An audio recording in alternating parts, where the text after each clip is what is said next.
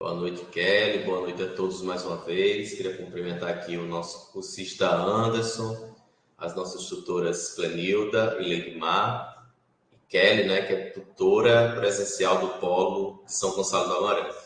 Boa noite. Então, sejam todos e todas bem-vindos e bem-vindas a esse nosso encontro de hoje. E nosso maior objetivo é que nós estamos nos aproximando, né, da nossa avaliação presencial. Ela está marcada para o dia 8. Ela acontecerá nos polos em que vocês, cursistas, estão vinculados. Nesse sentido, é importante que vocês compareçam. E aí eu faço até um apelo, vou também reforçar nessa mensagem via Moodle e também com os tutores presenciais, com Leguimar e Clenilda também, porque na outra disciplina a gente teve alguns alunos que não foram, e isso fez toda a diferença, porque quem não participou, né, perdeu a unidade inteira. Acaba que ficou reprovado, porque não teve nem como recuperar, devido a não ter participado, né, da avaliação presencial. Então, assim, é muito importante que participe, né, que vá para a avaliação presencial, que faça um esforço, estude um pouquinho e compareça no polo no dia e horário marcado, que nesse semestre, né, está marcado para o dia 8 de julho. Então, eu fiz uma apresentação simples. Nessa apresentação, eu faço uma leitura dos textos de forma resumida e nosso objetivo, como eu havia falado, é justamente pincelar linhas gerais relacionando com a nossa avaliação presencial, certo? Aí, à medida que eu for falando, vocês forem ter alguma dúvida, por favor, podem intervir ou quiserem fazer algum comentário.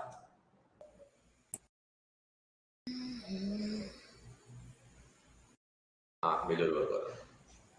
Bom, então, pessoal, é o seguinte. Para a nossa avaliação presencial, ela vai constar desses 3 textos. O Anderson quer falar? Não, professor, cliquei aqui sem querer, desculpa. Sem problema.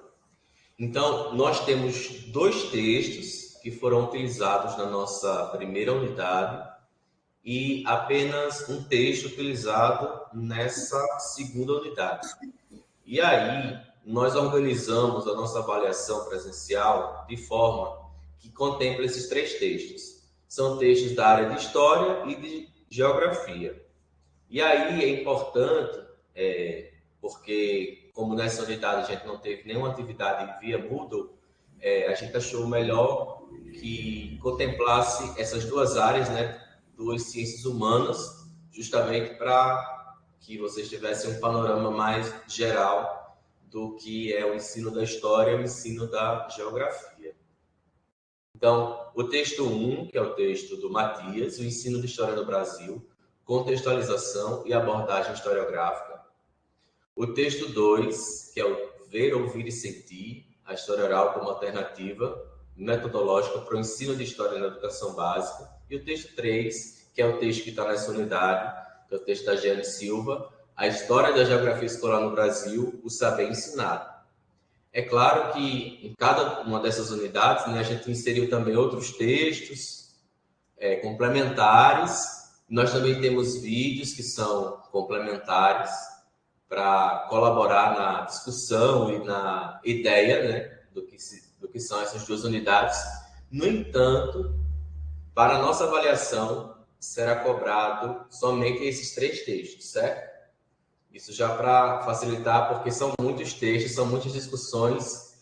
Essa disciplina ela é muito abrangente, ela tem 2 áreas imensas, né, que é a História e a Geografia, mas a gente tentou fazer um resumo, colocando esses 3 textos aqui para vocês, para colaborar nas discussões da História e da Geografia. E aí, iniciando, né, o texto do Matias, que é o ensino da História e a contextualização historiográfica, esse texto ele é um texto que ele trata muito sobre o ensino de História ao longo do tempo.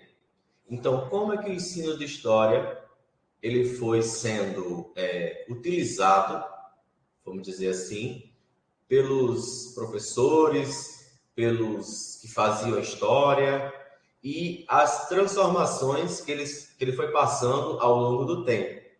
E aí eu queria colocar para vocês que vocês pensassem que em cada momento desse, né, é um momento histórico em que o ensino de história foi colocado, existia um contexto e esse ensino de história ele estava muito atrelado ao seu meio, ao meio social, ao meio cultural, ao meio histórico. Então, o ensino de história não se descolou do momento em que ele vivenciava, né? Do momento em que todo mundo vivenciava. E aí o Matias traz essa linha do tempo, como eu coloco aqui para vocês, justamente destrinchando como o ensino de história ele foi sendo utilizado pelos historiadores, pelos professores de história. Então, ele trata de 2 séculos, vamos dizer assim, né? Que é o século XIX e o século XX. E aí a gente tem, por exemplo, o século XIX, né? Que é quando o ensino de história propriamente começou, lá na questão do iniciozinho do Colégio Pedro II. E aí, quando esse Colégio Pedro II ele é muito famoso, se vocês forem estudar mais história, vocês vão observar que ele sempre é citado. Ele foi um colégio de referência por muito tempo. E aí, nesse momento, o Brasil, né, vivia um período em que o século XIX ele foi considerado também até o século das ciências. E aí a história ela ganha um reforço gigante, né?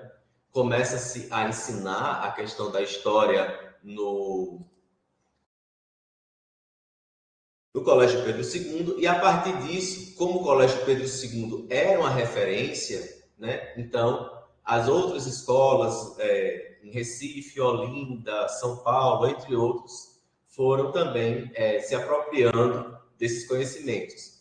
E aí o que eu queria frisar para vocês é que nesse momento do século XIX, é muito considerado o momento do Estado-nação. Então, são as bases fundantes, né, da história, de como tudo surgiu, de como tudo iniciou. Então, existe um verdadeiro culto ao Estado brasileiro. A gente está no momento que o Brasil se tornou independente, vamos dizer assim, há pouco tempo, né? Que foi na época de 1822, e o Colégio Pedro II ele é de 1838. A gente tem também como é que eu posso dizer? Uma autarquia que é chamada de SFAM, que é sobre o patrimônio histórico, que foi criado em 37, que tinha Mário de Andrade como um dos seus fundadores.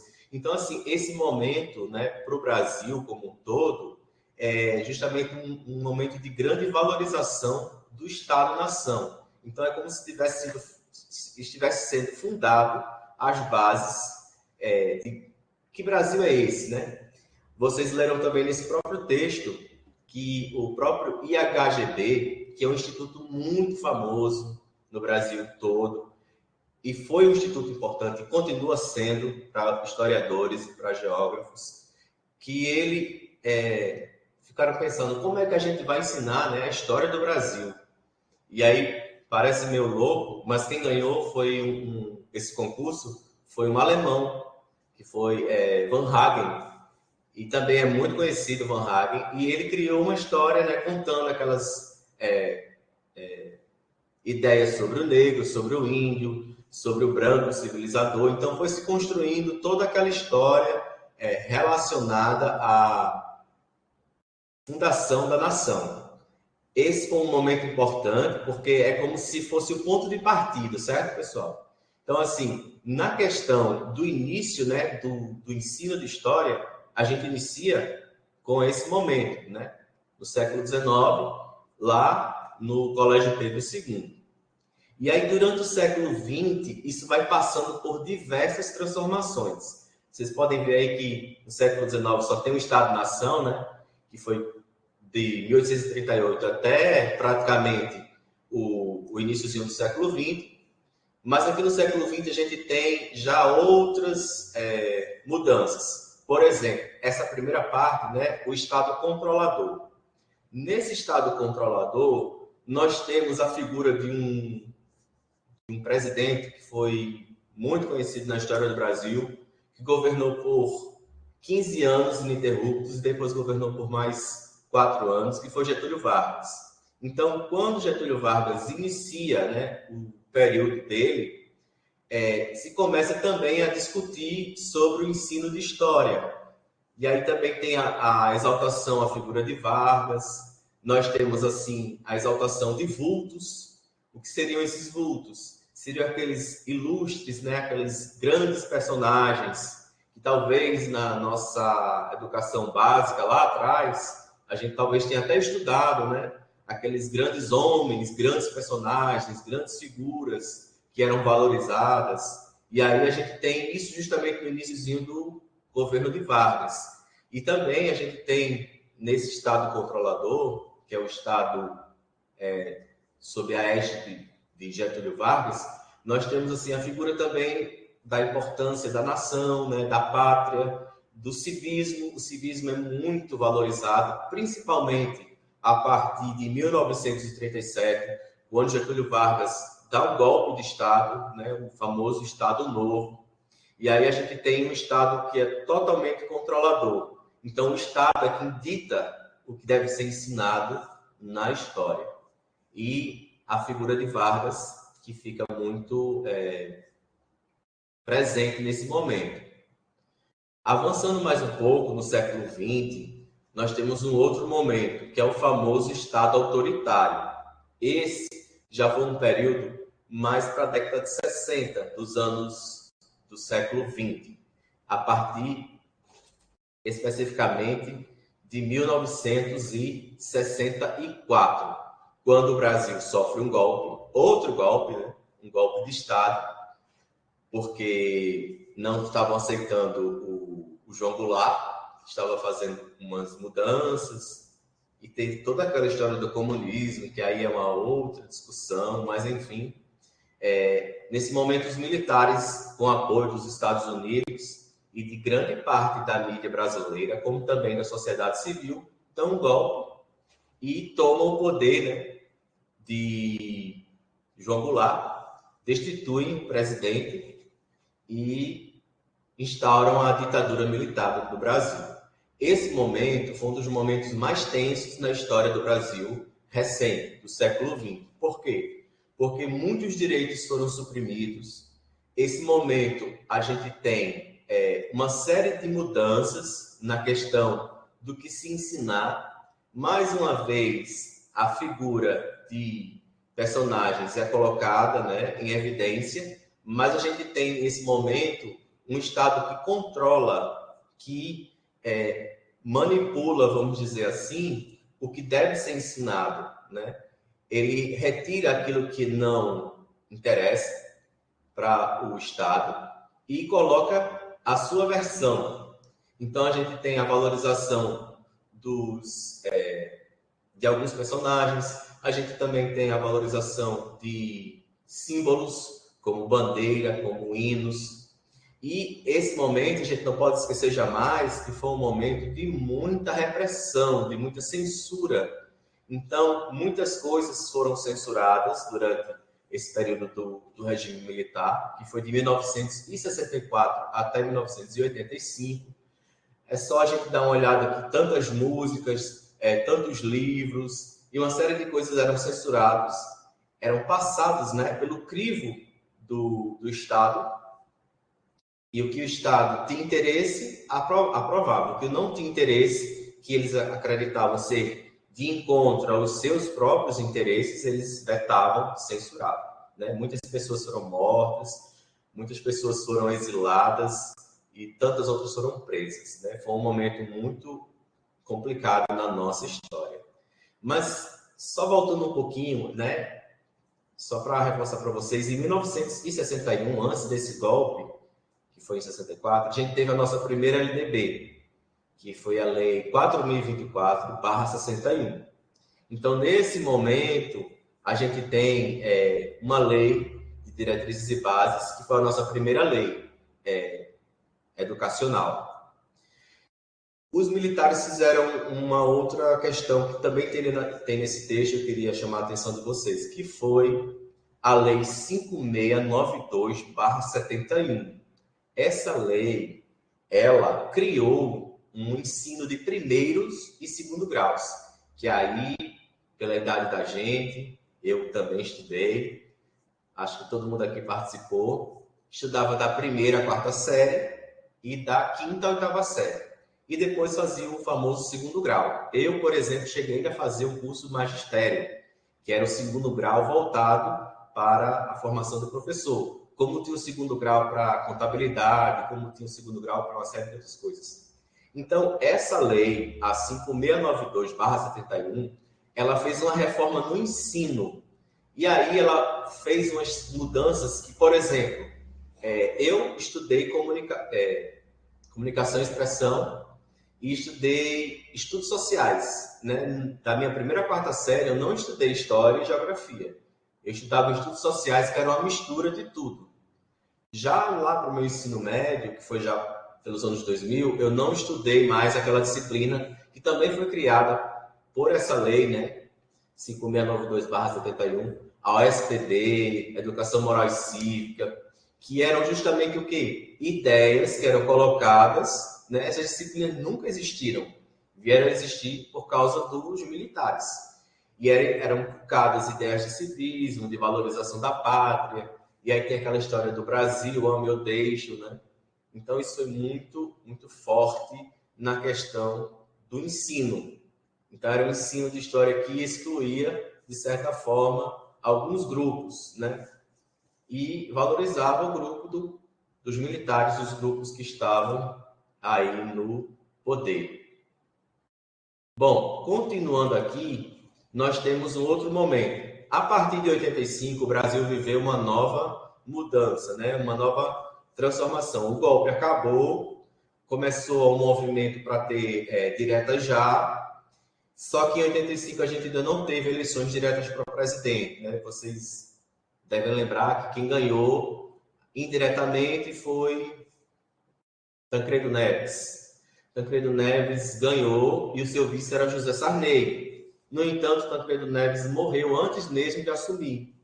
E aí nós tivemos o governo Sarney no final, né, na segunda metade dos anos 80 até o início dos anos 90.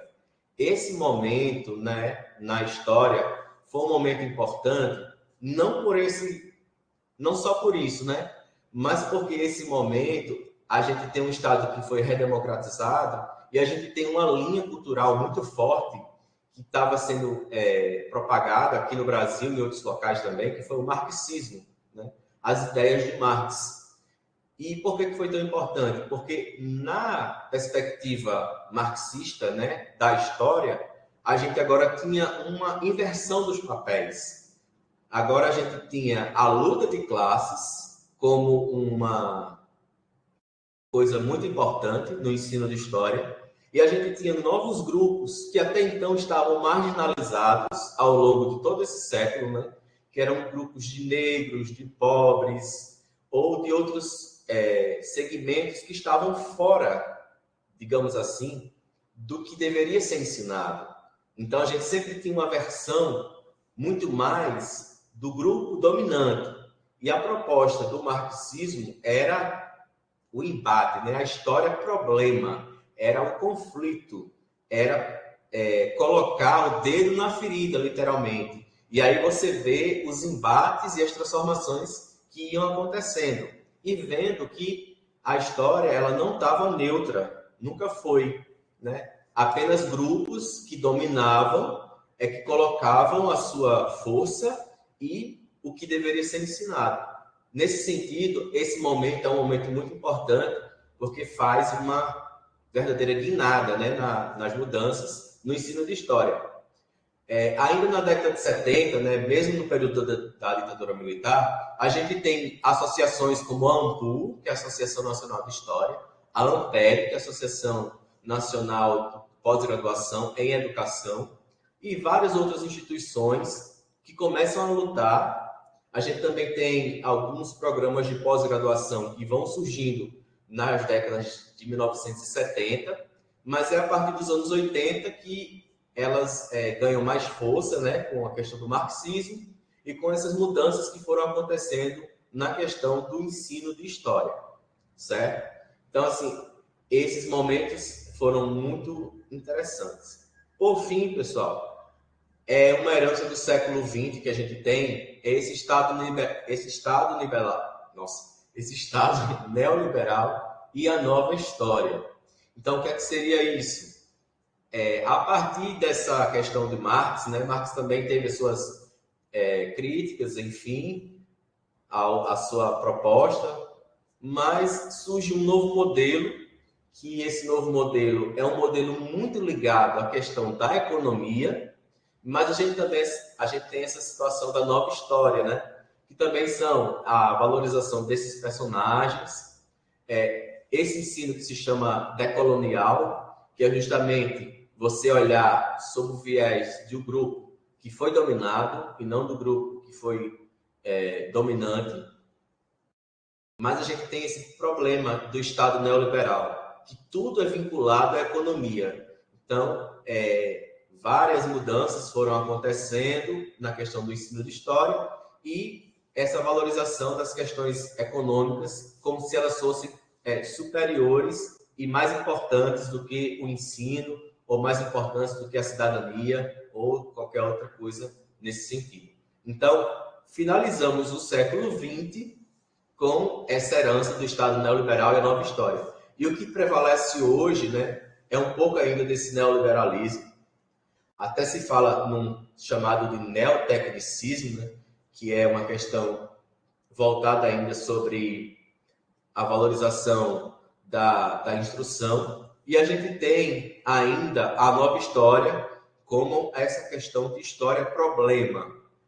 A história-problema, ela continua, né? Hoje, quando a gente vai fazer um projeto de pesquisa, uma atividade, a gente parte de um problema e aí se tenta, com hipóteses, com objetivos, se ter uma resposta, digamos assim, para comprovar ou não aquela nossa ideia. Então, a nova história, ela continua muito forte hoje e a gente tem também essa situação da questão do neoliberalismo. Não entendi, Anderson. O senhor falou que a gente ainda tem um pouco do neoliberalismo, mas acredito que a gente tenha muito ainda de herança que veio do século XX para o século XXI, porque praticamente o neoliberalismo é o que domina. A gente meio que trabalha contra, né? Exatamente. E aí você está vendo que não está nesse texto, porque obviamente esse texto ele é um pouquinho anterior, mas no governo Temer, né, aprovaram essa tal de PEC dos gastos, que limitou os investimentos na área da educação e saúde por 20 anos, congelando. A gente tem também, até agora mesmo, com o governo Lula, né, o Haddad, com esse arcabouço fiscal, que já recebeu algumas críticas, porque ele limita, né, e tem até uma disputa, uma luta dos grupos, dos sindicatos, que estão querendo retirar o Fundeb desse arcabouço fiscal. Porque, assim, a ideia permanece muito, né, com essa história de se está dando retorno econômico, vamos investir. Mas se está tendo algum tipo de prejuízo, vamos retirar. E aí, de fato, infelizmente, essa herança ainda existe e persiste nessa contemporaneidade em relação à questão do ensino de história. Então, quer dizer, você poderia investir muito mais na área de ensino se fosse voltado puramente pelo ensino, mas como bate no viés econômico, aí eles não, está tendo gasto, então não vamos investir, uma palavra que foi muito usada, né? Vamos contingenciar, vamos bloquear, e quando melhorar a situação econômica, a gente libera esse recurso financeiro para investir nisso ou naquilo outro, né? Professor, exatamente, eu concordo com o senhor e até acredito que educação, segurança e saúde, ele não era para entrar em nenhum tipo de programa que limitasse, porque são três funções básicas do ser humano, educação, saúde e segurança. A gente ter um limite para investir em educação, saúde e segurança, a gente meio que só tira do pobre, porque só o pobre que sofre com esses 3 fatores na sociedade. E o que mais complica, que é o que a população menos acredita, é a educação. Porque a partir do momento que a gente prejudica a educação, automaticamente, futuramente, a gente vai prejudicar a segurança, a saúde e por aí vai. Exatamente. E, de fato, como você colocou, quem mais penaliza é o que mais precisa, né? Que é a população mais carente, a população mais pobre. É lamentável essa situação. Bom, enquanto esse texto, tranquilo, né? Eu coloquei essa linha do tempo, observem bem essa questão desses períodos, as características que esses períodos trazem, né? As consequências, né? Os conceitos de cada um desses momentos. Então, basicamente isso que a gente tem, né? Está cobrando, digamos assim, nesse texto. E aí, avançando, a gente tem esse outro texto, que foi o texto da professora Aline Pranto, que ela esteve conosco, né, no nosso encontro passado. E aí ela coloca uma das metodologias, algumas pessoas defendem como teoria, outros como metodologia. No entanto, é uma forma de ensino, né? É uma forma de pesquisa também. É a questão da história oral. A história oral é uma metodologia de trabalho, uma metodologia de pesquisa, é também uma metodologia de ensino. E aí ela coloca no seu texto uma definição de história oral. O que seria história oral, né? Uma metodologia de trabalho, de pesquisa dentro da área da história, porque existem diversos outros temas e subtemas ou teorias ou metodologias que são sobre a alçada do ensino de história. Mas, especificamente, a gente está aqui tratando desse texto de história oral. A professora inicia seu texto falando de uma experiência ou de experiências que teve, né, dentro da questão da história oral. Aí ela coloca algumas dessas teorias e também ela coloca uma situação, né, que quem faz a história oral, né, quem participa, né, o entrevistador, que é o pesquisador, e o entrevistado, eles são duas pontas que estão unidas e que constroem o conhecimento, que constroem a questão da história. Porque a história oral parte do pressuposto que o indivíduo ele é sujeito da história. Então, enquanto sujeito, ele é o próprio personagem principal. Ele que vivencia, né, determinados temas, determinados momentos, determinadas situações, e ele que, melhor do que ninguém, poderia falar a sua versão, a sua perspectiva sobre essas questões do ensino de história. Agora, é claro, né, a gente trata do ensino de história e história oral, mas, obviamente, a gente tem um tempo limitado, né? Porque a história oral trabalha com pessoas que estão vivas e isso para quem faz a pesquisa. E as pessoas que estão vivas, elas têm uma limitação de tempo, né? A gente vive um tempo em que vivencia momentos da história e aí a gente pode, justamente nesse momento em que vive, vivenciar, experienciar e viver essa história. Então, nesse sentido, a história oral trata justamente sobre as experiências que a pessoa tem, seja na pesquisa, seja vivenciando um momento histórico. Então, por exemplo, todos nós vivenciamos agora um momento histórico, né? Que no momento é muito presente, está muito recente. Por exemplo, essa pandemia da Covid-19. Daqui a alguns anos, a gente vai ter mais elementos para se discutir, mas, por exemplo, pessoas, né, gerações que estão vindo depois de nós, que estão nascendo agora, vão ouvir falar da pandemia de Covid-19. E nós que estamos aqui, vivos, presentes, por exemplo, poderemos dizer como é que foi vivenciar um momento histórico, né?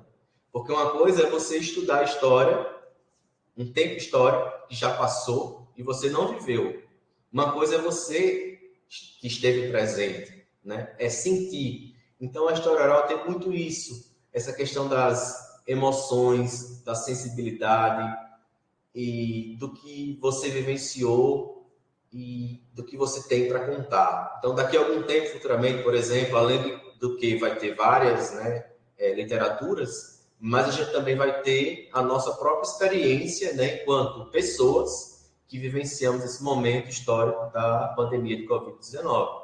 Então, poderemos, por exemplo, contar essa história, né, as decepções, as tristezas, os momentos de angústia e até mesmo de esperança que a gente viveu durante esse período todo. Isso apenas a título de exemplo, mas tem, por exemplo, várias situações como momentos de uma pesquisa específica, né? A história da educação do lugar. Eu dei até o exemplo naquela aula que, por exemplo, a minha dissertação de mestrado foi sobre a história da educação da minha cidade, de Riachuelo.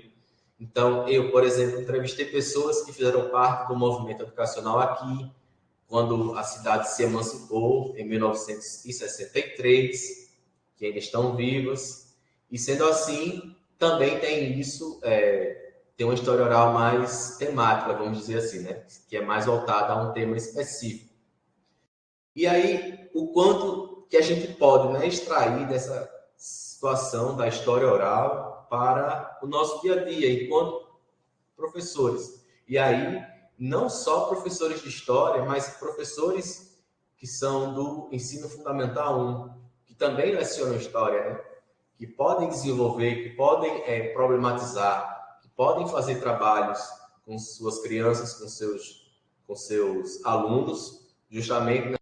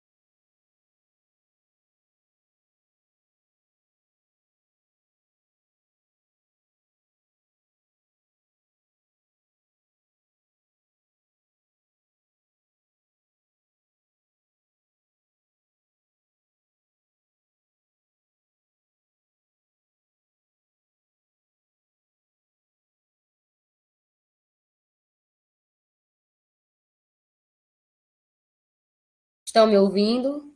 Professor Rodrigo, os demais?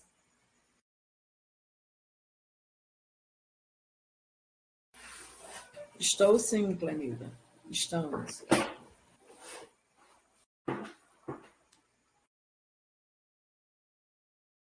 Ok.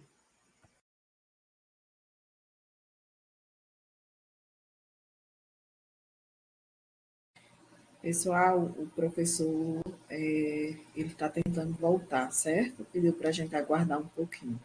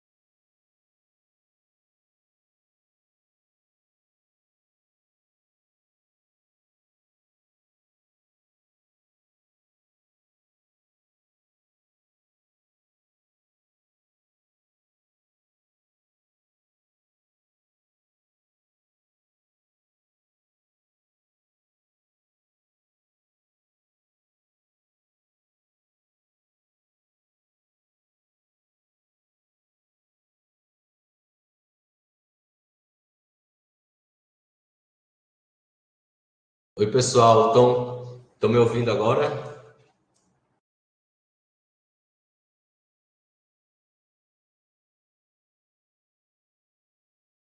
Sim, professor Rodrigo, estou ouvindo. Eu acho que foi o outro fone que eu estava aqui, descarregou, enfim. E aí deu um pane aqui na conexão. Coisas da tecnologia, né?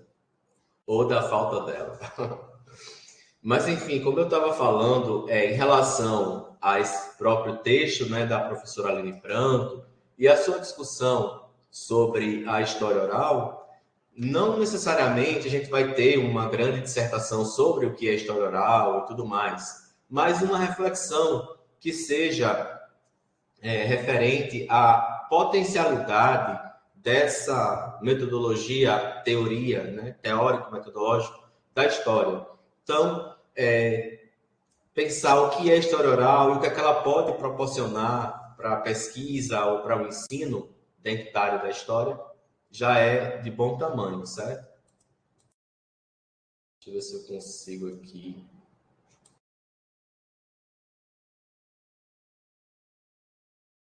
Acho que eu vou ter que colocar de novo. Ah, voltou.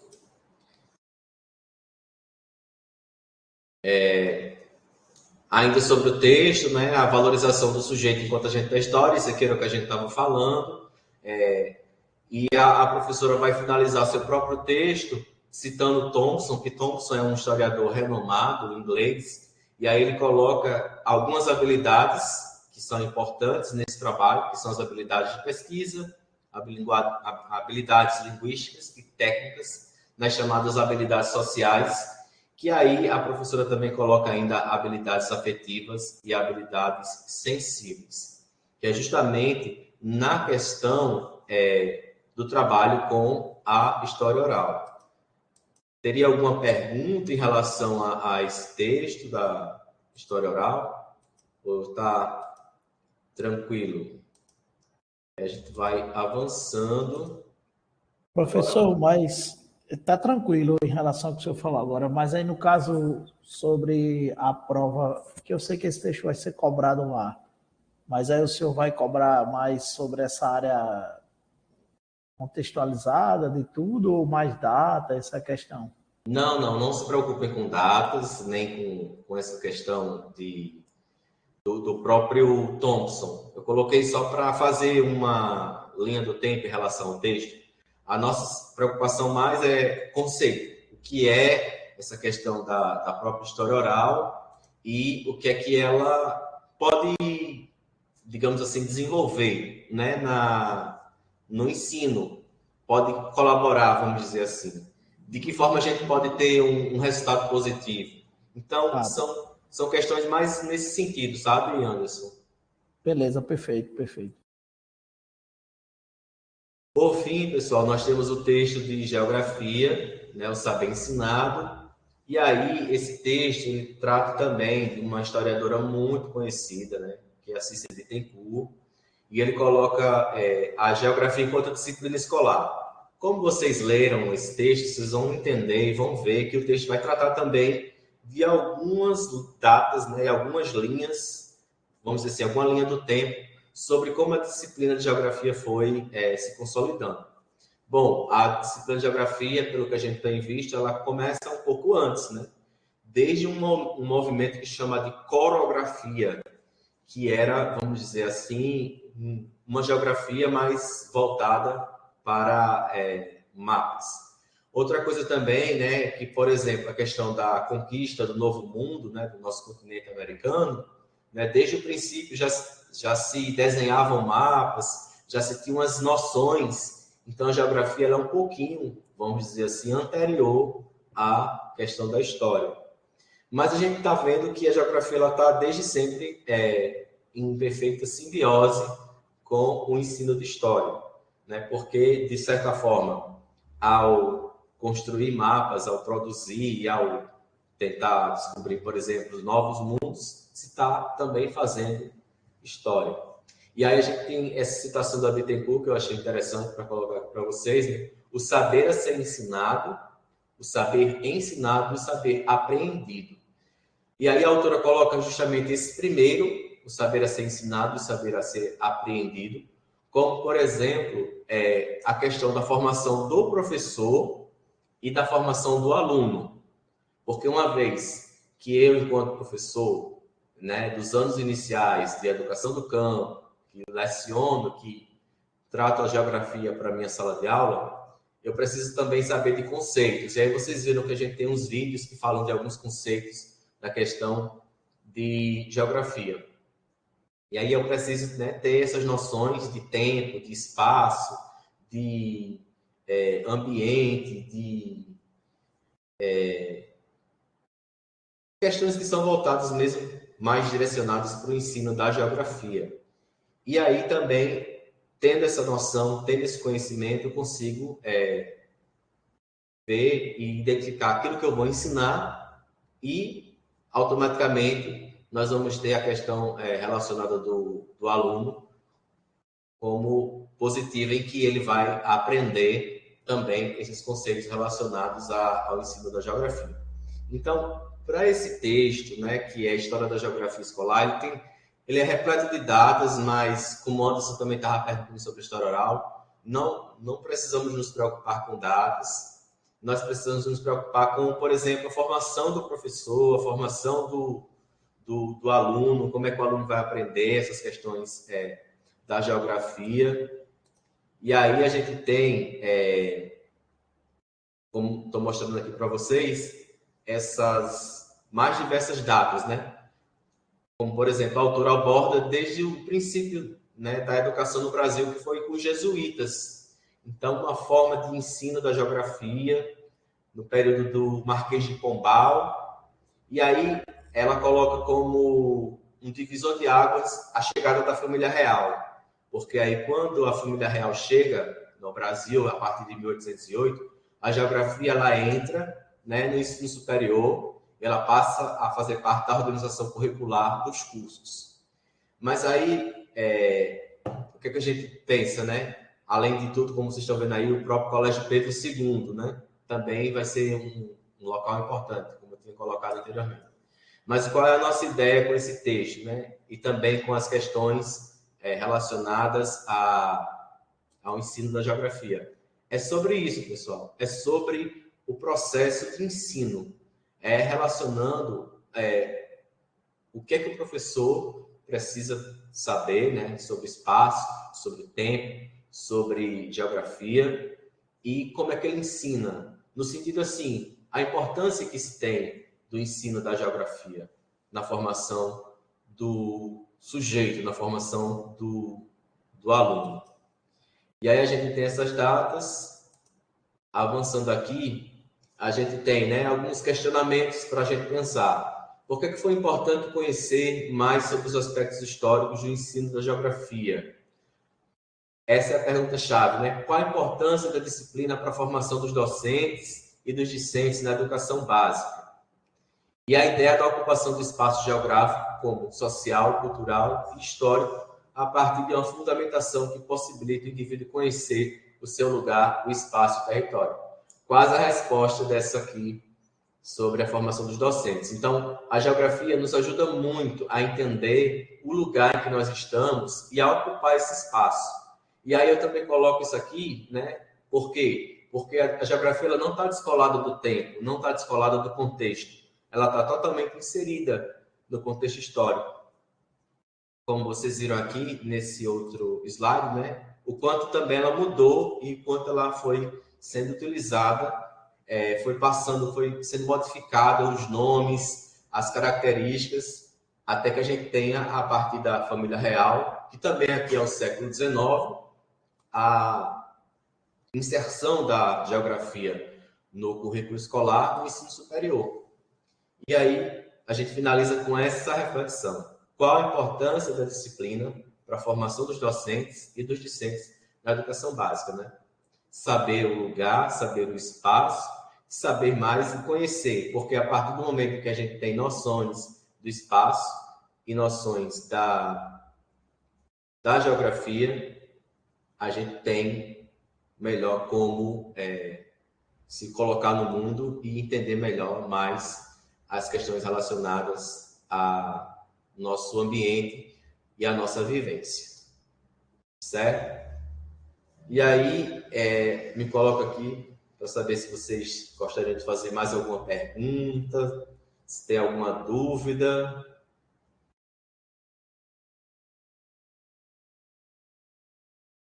Não, professor, de minha parte, como essa aula está sendo gravada, né? Eu vou anotar algumas coisas desse slide para meio que reforçar o aprendizado. Eu fiz como orienta, né? Eu li os textos e fiz algumas anotações, mas vou anotar alguns pontos pertinentes desses que foram colocados nos slides e no mais fazer uma linha entre o que foi explicado hoje e o que eu tenho anotado para estudar para a prova. Perfeito, Anderson. Acho que também aqui a gente tem Demaí, né? Que está como cursista.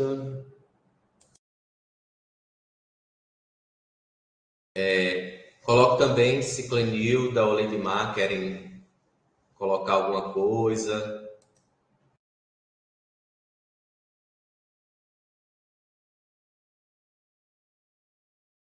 Fazer algum comentário, complementar com alguma situação, algo que faltou, por favor, caso queiram, podem ficar à vontade.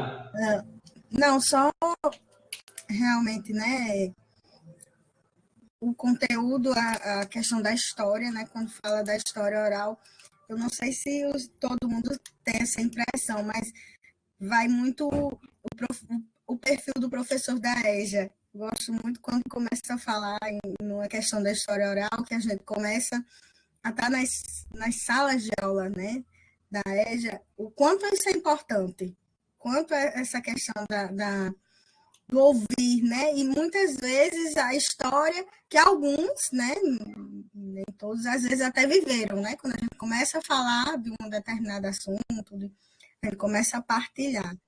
E aí, trazendo isso mais para a juventude, para o fundamental, isso é bem interessante. No campo, tentar colocar esse diálogo entre esses mais velhos, né, talvez essas turmas, com o fundamental. Eu acho isso bem pertinente, essa questão da história oral, a sala de aula das pessoas que viveram naquele espaço que eles estão inseridos, né?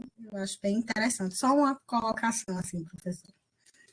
Ótimo, Kelly. Muito obrigado por sua contribuição. E eu sou suspeito porque eu sou um entusiasta da história oral, trabalho com a história oral, então, obviamente, a gente não consegue ver tudo numa disciplina como essa, né? E aí a ideia é a gente dar aquelas pinceladas, aquelas discussões iniciais, e quem quiser se aprofundar mais na geografia ou na história, né, tem já um caminho a seguir. E aí, de fato, agora como a turma também está muito voltada, muitos estão agora em estágio com EJA, né? Poderão até, de fato, utilizar. E essa questão das gerações, acho que foi muito interessante como você colocou. Entre os mais velhos, né? Os que vivenciaram a história, os que têm mais experiência com essa juventude que está chegando agora. E eu acho fundamental também ainda, né, a questão da própria educação do campo, porque a gente vê muito uma ideia de marginalização, né, das populações do campo. Então, é muito colocado em xeque, né, o movimento, por exemplo, dos sem terra. Então, é muito marginalizado. Mas, espera aí, você já ouviu a versão dos sem terra? Porque aqui no Brasil se tem uma grande concentração de terra. Quem é que deteve, né, esses grandes latifúndios? Então, por que não está tendo a reforma agrária? Então, assim, são várias questões que a gente começa a refletir e que a história oral, por exemplo, pode, né, justamente colaborar nesse sentido.